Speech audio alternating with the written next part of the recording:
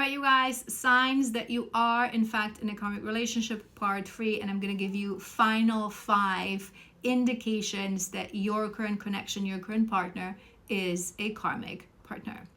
Number 1 is you struggle to be vulnerable and open up. It is difficult for our soul to come through with vulnerability, with full energy opening if we are in presence of a karmic relationship.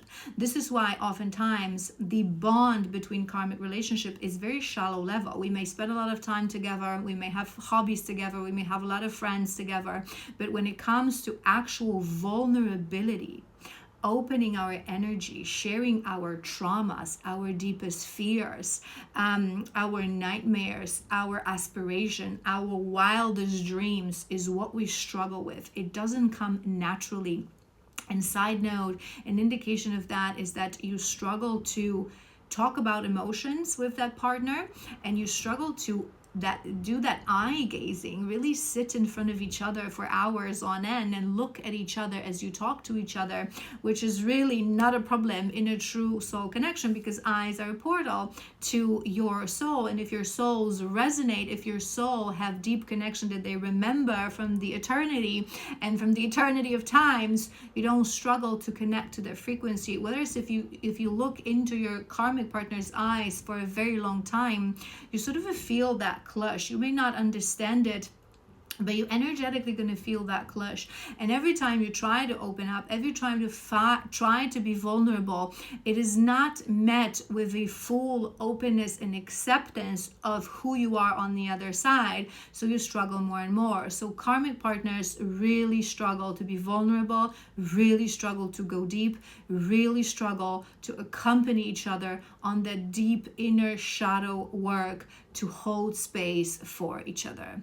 Number 2 is you don't activate each other's childlike joy. One of the things that is an indication for a true soul connection is that we meet ourselves on every level. Even if we meet when we are already fully grown adults, we have the capacity to go back to introduce our inner children to each other. To, again, going back to point 1, talk about all the traumas, all the things that happened to us, all the things that made us the way we are, and our inner children make friends. True soul connections activate soul, activate childlike joy. So you literally want to run around together, go to the park, go to the beach, hold each other hands, na na na na na, sing together, do crazy stuff together, laugh until the point of belly laughs. When people see you, if it's your true soul connection, to an outside observer, no matter how, where you are in life and how old you are literally like 2 children, just having the best time in the sandbox together, because this is what soulmates and true soul connections do for each other. Whether in that karmic relationship is just heavy, it's just like, yeah, we're having fun, but it's adult fun.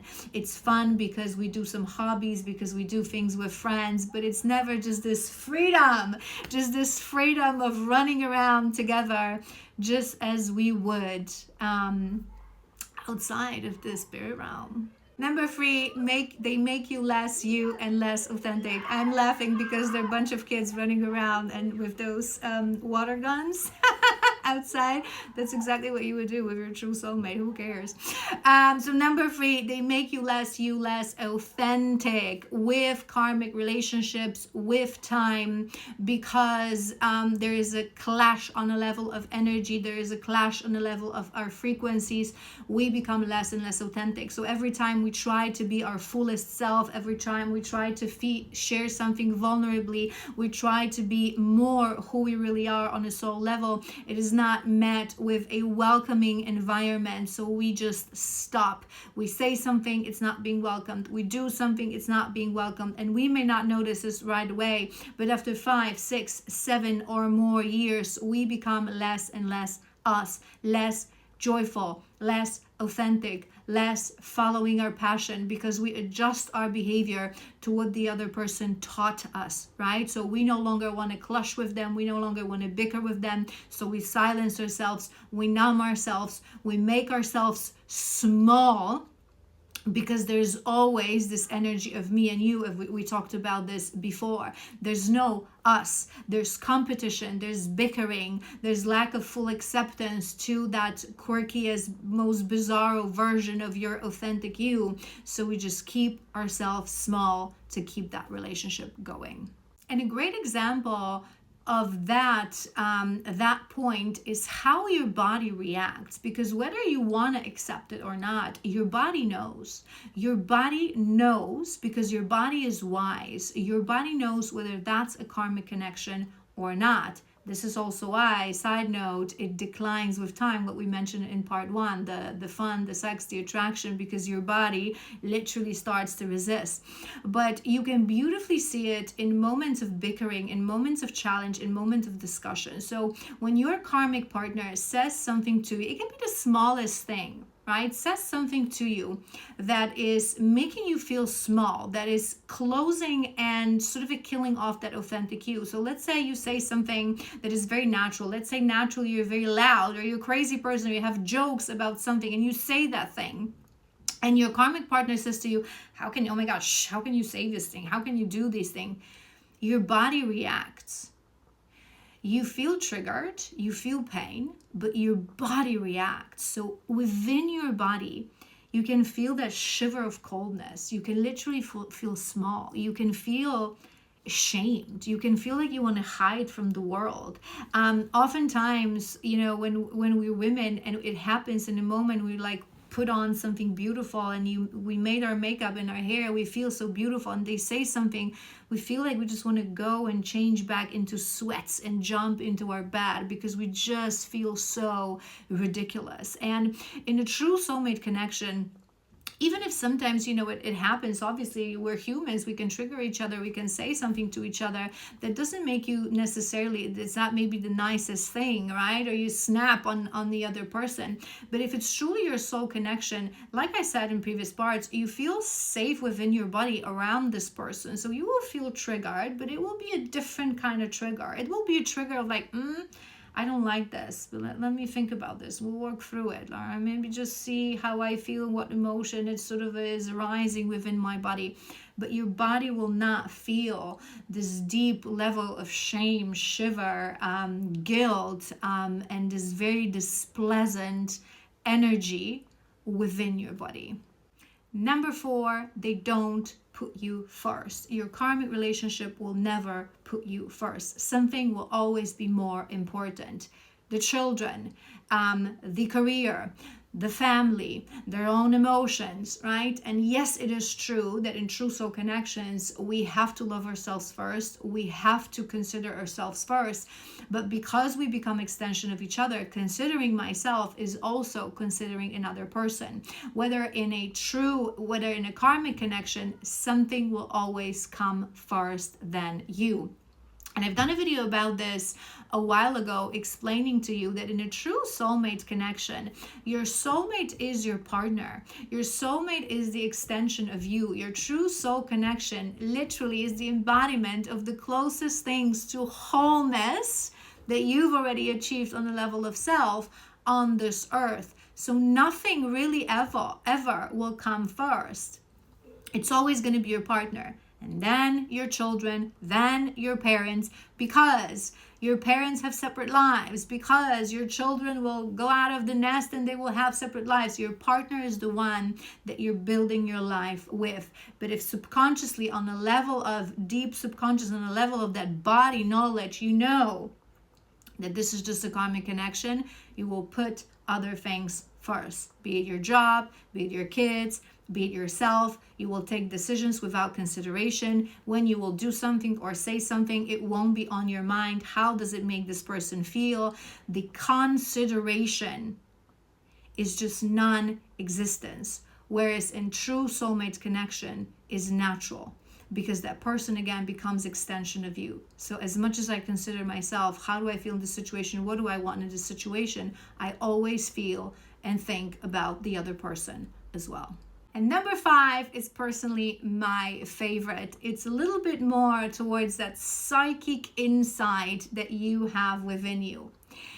With your karmic connection, you never see yourself growing old. You never have visions of the two of you growing old. You may think about it. You may do a lot of thinking. You may do a lot of planning. So you can think that, oh, in 20 years, maybe we're going to move to the countryside, or maybe you're going to get a house together, right? So you're going to do a lot of planning. You're going to do a lot of thinking, but you will never have actual visions. Whereas when you connect to a true soul connection and you start building your life together, whether that's through dreams or through occasional visions, we're all naturally psychics. We have the ability to activate our clairs within ourselves, right? So the inner knowing, the seeing, the feeling into something, you will actually have images of you growing old. If it's your true soulmate, again, you don't necessarily have to be a psychic, but it's like you will have moments of imagining as you're going to be thinking about this future, that maybe one day we're going to, I don't know, move and have a house at the beach. You will actually see yourselves there. And as you see yourselves there, you're not going to imagining the versions that you are today in your dreams, but you're going to see yourself older. So you're going to see yourself with gray hair. You're going to see yourselves actually as versions of you from that future timeline. Whereas with karmic connections, again, there can be a lot of thinking, there can be a lot of imagining even. You can visualize things for yourself, but in that visualization, pay attention. How do you see the two of you? Because it is very difficult with your karmic partner to go and tap into, because the timeline doesn't really exist. When you're dreaming your dreams, right? On your highest, most abundant timeline, you're connecting to that. When you're dreaming your dreams, you're always connecting to your highest, most abundant timeline. But on that highest, most abundant timeline, it's not your karmic. It should be a different person. So subconsciously, again, your body will know this, your soul will know this. So they will not be able to fit their face plus 10 or 15 years into that image, but you will see them the way they are today. Whereas with your true soulmate, you will actually be able to see them as they grow old with you, which is a beautiful thing. All right, you guys, I hope this was helpful. If it was, please like, follow, share, comment. If you feel like you are not sure, I will put this disclaimer in the description box, because there are cases that are more difficult to sort of figure out. A life is a complex chessboard, but if you think most of these 15 boxes that I've given to you, chances are that you are in a karmic relationship. And if you really are ready to live a better life, to live an aligned life, to start magnetizing your true destined love and destined partner, definitely follow, because this is what we do here on this channel. And if you need more one-on-one assistance, link is in my bio to sign up for a session. I love you so incredibly much, and I will see you soon.